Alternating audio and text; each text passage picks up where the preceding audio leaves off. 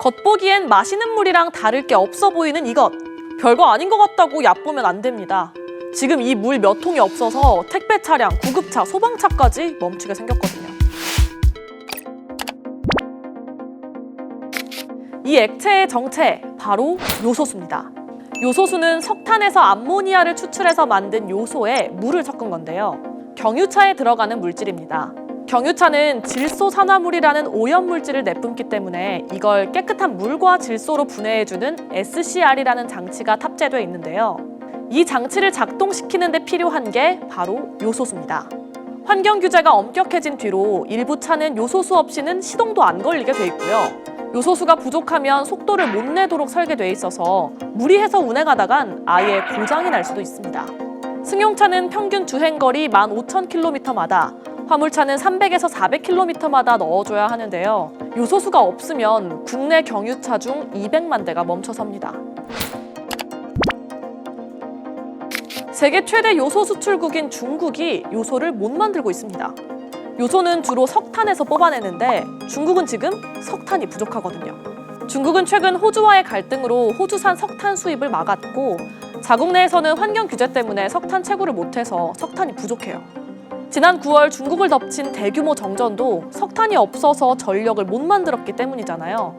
게다가 석탄에서 요소를 뽑을 때도 엄청난 양의 전력이 필요한데 지금 중국은 석탄도 전력도 모두 없는 상황인 거죠.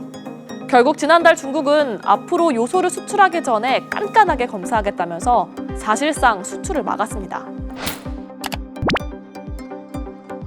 차량용 요소 말고 농업용이나 산업용 요소가 있긴 해요.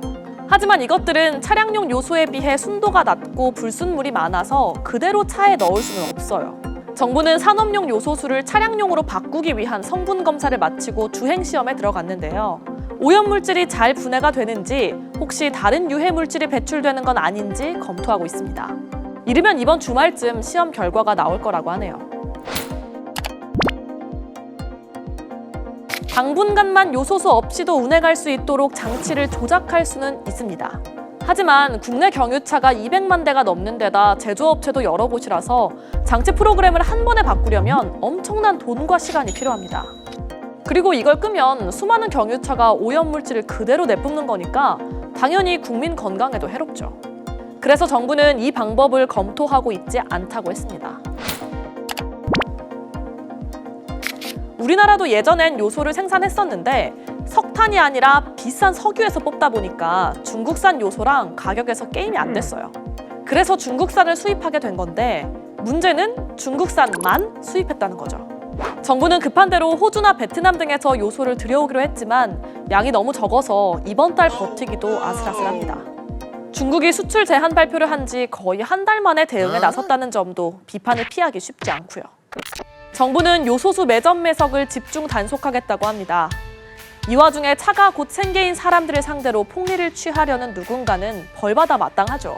그런데 그렇게라도 요소수를 구할 수밖에 없게 만든 건 누구일까요?